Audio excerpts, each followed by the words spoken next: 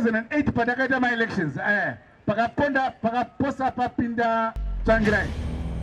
It is the morning of March 29, 2008, and Zimbabweans wake up to participate in a national election to decide the next government. Once it's announced, so-and-so has won, and we have lost, we have accepted it.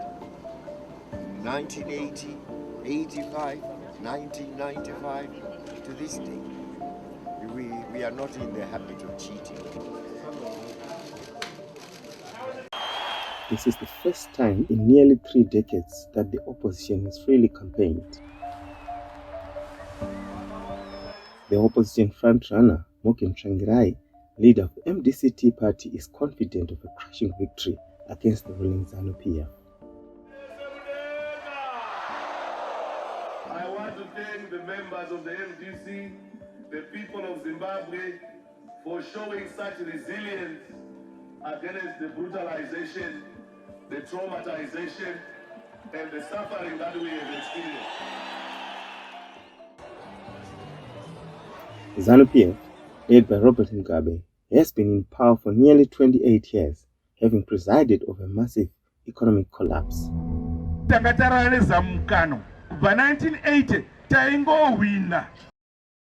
So as they go to the election, the majority of Zimbabweans are living in abject poverty, a situation made worse by the decline in income levels, a collapse of social services, and a rise in unemployment. For the first time, Zimbabwe is holding elections under the principles and guidelines governing democratic elections in the SADC region.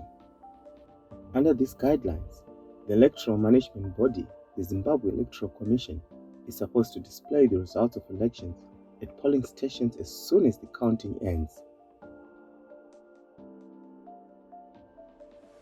This allows participating political players to independently collect their results in real time. So, on the morning of March 30, 2008, the MDCT holds a press conference claiming victory in presidential and parliamentary elections. We won the presidential election hands down without the need of a runoff. It, however, takes a good 6 weeks for the official presidential election results to be released. The Andiri election agent, dear President.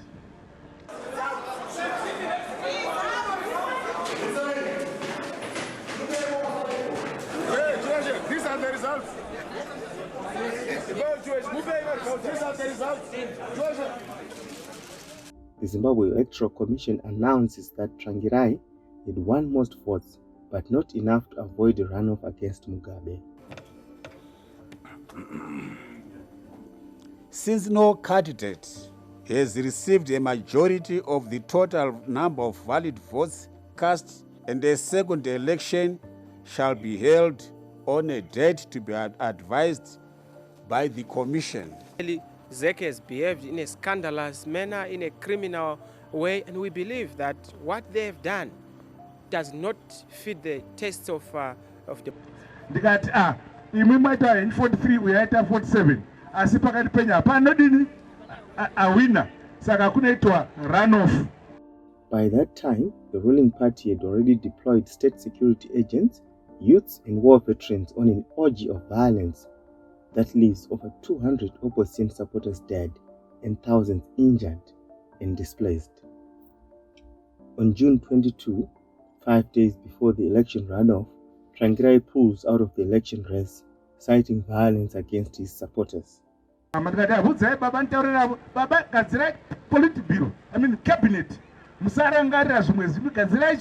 Cabinet. Things will never ever change.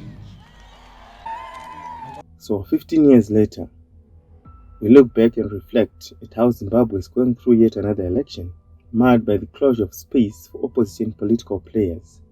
We visit some of the political hotspots to reflect on the 12 weeks that shook Zimbabwe and how they still impact on the life of Zimbabweans.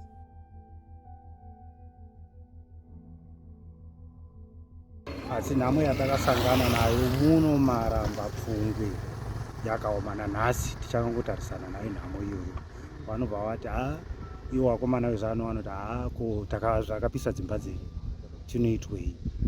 saka izvozvo kunifungisa zvakawanda kuti taakuenda kumaelection tichasangana futi nedambudziko iroriya sezvo ndakatombogarawo inini musango kwe3 months ndikasvika pakuzowanikwa ndikarohwa ndikapisirwa magombeza 45 mbudzi dzangu dzakaita dzakabviswa zvekutoti ndikutotambura pari nhasi izvezvi. Ivavo vakakonzeresa ivavo vachitoripo vari kutofamba ende vachitotaura kuti makazvionere zvakaitika 2008 saka kuti uno zvinogona kudzoka zvitori serious pfuura izvozvo.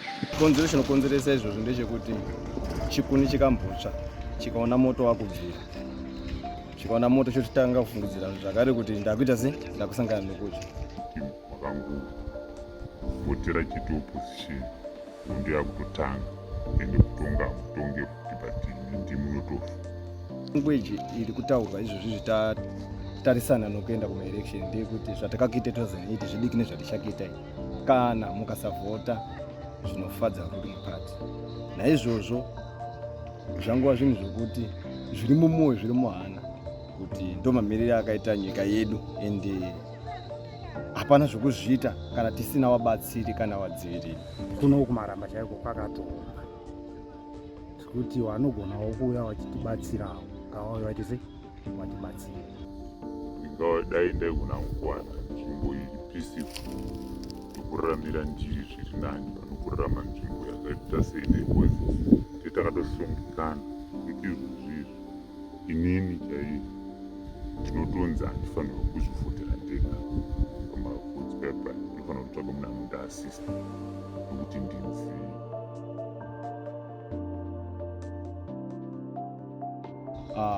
1 hour we-ruling party weZANU-PF zvavanenge vataura zvizhinji zvacho wakashaya vanhu vanovatsura kana kuti vanovatsudza kana kuti mutemo inovalimita pane hunhu hwakaipa hwechihondo husina democracy.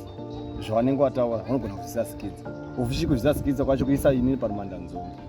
Saka vanhukadzi manje vanenge vane kutya kutora kuti ticharohwa isu after maelection nenyaya yerirari yakataurwa nzi makatadza kufuta zvakanaka. Izvi zvari kunzi ipapa nyoresai anenge asina kunyoresa tiri kumurova door to door nevanhu veZANU-PF kwavari kungoita tumusangano twavo tumusangano twavo ndo zvavari kuitwa vanhu.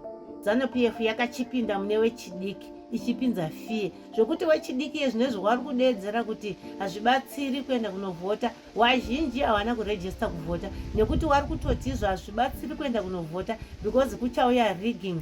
Isisu kana tavhota taparticipata muCCC tinenge tazvimakisa kudaro CCC yacho yozotadza kupinda pachigaro kureva kuti tinenge takuteerwa tichirohwa tichidi. Saka hawana kana kutoparticipata wechidiki wazhinji mazita kuvoters roll. Wakatuma 1 wefazi waienda kunogara pagedhi. Munhu kana apinda kunotsvaga zita rake akubuda womubvunza kuti wariwana here. Kana wati handina kuriwana iwo vanobva wabvunza kuti iwo unonzani wotaura zita rako wobva watokunyora zita rako pasi. Kunyange dai wariwana vanokunyora futi pasi wachitora madetails ako ene madetails waitora through pachitupa wengokuti tipe chitupa chako wonyora wega wolista mazita evanhu wapinda wese kuinspection. Hatina kuziva kuti zviri kunyanya kuitirwa izvinhu zvakadaro.